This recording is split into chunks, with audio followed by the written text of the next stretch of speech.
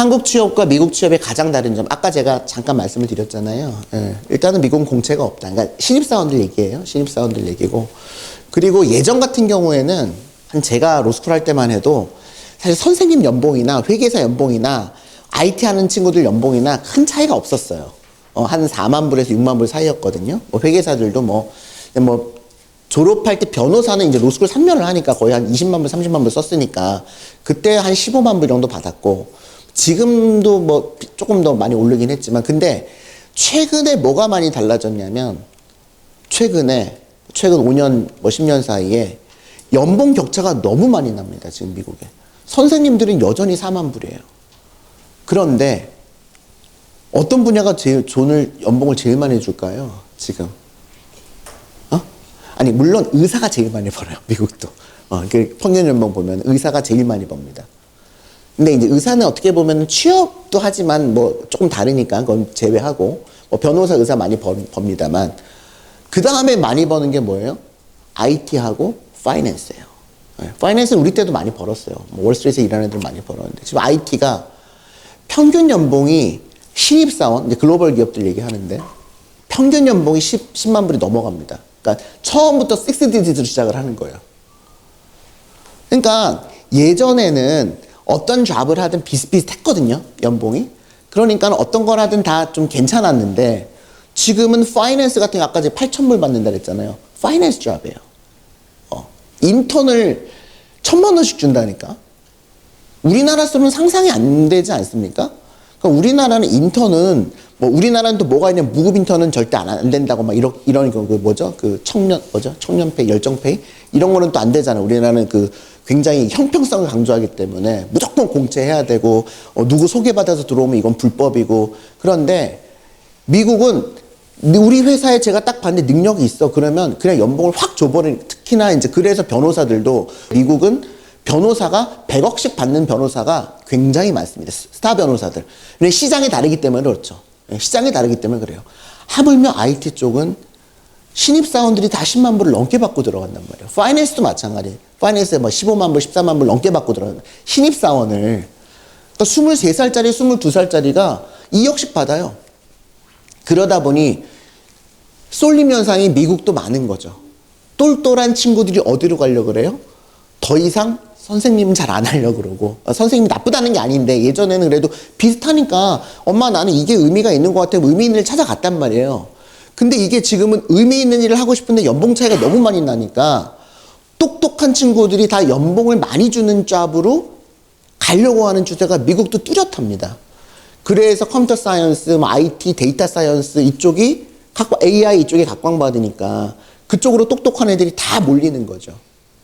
그리고 또 똘똘한 애들이 파이낸스를 몰리는 거죠. 또 파이낸스는 또 아무 학교나 가면 안 되거든요. 뉴욕에 있는 좋은 학교나 아주 큰 대학에 좋은 학교 가야지 또 인턴 기회 잡아가지고 또 할 수 있으니까.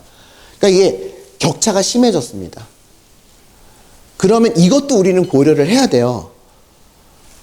한국 학생들이 미국 학생들도 하고 싶어하는 연봉 많이 주는 잡을 꼭 해서 걔네들하고 경쟁을 할 거냐. 똑똑한 친구들은 그렇게 해서 미국 애들하고 싸워서 이기면 좋겠지만 안 되는 경우도 많거든요. 준비가 안 되어 있으면. 그러면 미국의 연봉과 미국에서 잘 나가는 잡이 꼭 우리한테 유리한 게 아닌 경우가 많죠. 오히려 반대로 미국 애들이 좀 하기 싫은 거를 우리가 하는 게 더 좋을 수도 있어요. 적성에만 맞다면. 그러니까 이거를 고려를 해야 됩니다. 예를 들어서 중국 친구들, 저희가 이제 중국 디비전도 지금 이제 없애버렸는데 있었는데, 중국 유학생들 얘기하면 거의 열의 9은 경영학부 다 파이낸스예요. 다 파이낸스. 돈 버는 거 좋아하니까. 다 월스트리트 가서 뭐 모건 스탠리나 골드만삭스 가서 일하고 싶대요. 근데 파이낸스는 진짜 소수밖에 안 뽑거든요. 아주 좋은 학교에 몇 명밖에 안 뽑아요. 그러면 그 친구들한테 이제 한국 학생도 마찬가지. 저는 회계사라고 합니다. CPA라. CPA는 초봉이 제 때는 한 5만 불이었는데 지금은 그래도 빅4 들어가면 7만 불, 8만 불 사이는 되거든요. 그럼 그래도 한 1억 가까이 되니까 이렇게 나쁜 잡은 아니란 말이에요. 근데 똘똘한 친구들이 CPA를 좀 덜 하려고 그래요. 미국 애들이. 이유는 뭐냐? 야, 똑같은 능력에 똑같은 학교 레벨의 뭔가 그런 친구들은 IT를 하든지 파이낸스를 해서 처음부터 내가 한 2억 받고 싶어, 10만 불 이상 받고 싶어 하고, CP를 하려고 봤더니 이건 일도 많아. 그리고 시험도 봐야 돼. 근데 연봉은 한 3분의 2밖에 안 줘. 그러니까는 진짜 미국에 좋고 똑똑하고 돈 많이 벌려고 하는 친구들은 CP를 잘 안 하려고 그런단 말이에요. ROI가 안 맞다고 생각하는 거죠. 그래서 제가 볼 때는 한국 친구들이 CP를 해서 취업이 굉장히 잘 되는 편입니다. 이게 화이트와 블루의 약간 중간이라고 우리가 우스갯소리로 얘기를 하는데, 일은 많고 준비해야 될 건 많은데, 한국 사람들도 시험은 또 잘 본단 말이에요. 시험을 잘 붙어요, CPA를. 그러면 내가 정말 파이낸스를 하고 싶으면 처음에 그쪽으로 가서, CPA도 잘 몰라요. 우리가 상담을 해보면 CPA가 뭐예요? 그러면 돈 계산하는 사람 아니에요? 세금 계산해서. 전혀 그렇지 않아요. 그러니까 CPA 중에서도 파이낸스로 갈 수 있는 분야가 굉장히 많이 있거든요. 그러면 예를 들면 내가 빅4에 가서 어드바이저로 가가지고 밸류에이션 파트로 가서 거기서 한 3년 일하고 그 다음에 MBA 거쳐서 해치로 넘어가라. 얼마든지 할 수 있습니다. 영주권 받고. 그러니까는 이게 잘 몰라가지고 돈 많이 주고 리스트 보니까는 파이낸스가 엄청 돈을 많이 버네. 그리고 취업도 잘 되네. 미국 애들 얘기예요. 우리 얘기가 아닙니다. 그래서 한국과 미국의 차이점을 인정을 해야 된다. 인정하는 것만이 아니라 제대로 조사를 해야 된다. 근데 이 자료가 많지가 않아요. 보면은 유학원에 이 자료가 없어요. 그러니까 유학원들하고 얘기를 해보면 정말 말도 안 되는 얘기를 하는 경우가 많습니다. 제가 유학원을 폄훼하는 것이 아니라, 그러니까 유학원이 잘하는 거는 이 학교를 보내는 거예요. 어떻게 해가지고 에세이 어떻게 써가지고, 요즘은 그것도 아니더라고요. 이젠 옛날 에세이랑 지금 에세이랑 학교가 많이 달라졌거든요. 이제 그 심사위원들이 보는 게. 근데 어떻게든지 간에 얘가 이 정도 해갖고 그러면은 뭐 조금 높은 학교인데 학교 뭐 그냥 전공 좀 낮은 걸로 써가지고 하고 나중에 뭐 전과해라 뭐 이런 식으로 해가지고 학교 큰 데로 보내고 뭐 장학금 좀 주는 데로 보내고, 그런 거는 혹시 조금 도움 받을 수도 있겠지만 취업 사이드는 완전 이상한 얘기를 하고 있어요. 그래서 이거는 어떤 거를 좀 보셨으면 좋겠냐면, 뭐 저만이 아니라 미국에서 실제로 일하면서 뭐 유튜브 하시는 분들 계세요. 그러니까 내가 만약에 데이터 사이언스를 하고 싶다, 관심 있다 그러면 네이버 보지 마시고, 네이버 뭐 참고를 할 수 있겠지만 가능하면은 유튜브도 여기 한국에서 일하시는 분들보다는 미국에서 실제로 일을 하면서 내가 유학생으로서 겪었던 거 얘기하시고 이런 분들이 있거든요.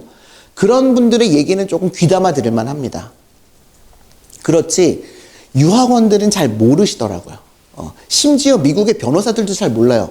변호사가 뭐 제가 정 변호사님도 여기 계시지만 변호사분들은 내가 리걸 이슈들을 가지고 일을 하는 거기 때문에 취업 시장은 잘 모르거든요. 근데 뭐는 잘 아시냐면은 이건 비자가 나오는 잡이 안 나오는 잡이 이거는 잘 알죠. 그리고 이거는 비자가 잘 거절되던데 이런 건 알아요. 변호사들이. 근데 유학생들이 어떤 분야에 취업이 많이 되고는 이게 모집단이 별로 없잖아요. 우리 사무실에서 H1B를 몇 명 하겠어요? 1년에 뭐 100개를 하겠어요? 200개를 하겠어요? 그러니까 이게 몇 개 안 되니까 내가 그냥 듣고 주워 듣고 우리 고모가 그랬다, 우리 이모가 그랬다, 옛날 얘기하고 있는 거죠. 그렇게 하시면 안 됩니다. 지금 현재 시점에서 한국과 미국이 뭐가 다른지, 어떤 차이가 있는지를 정확히 알고 그거에 대해서 준비를 하시면 좋겠다.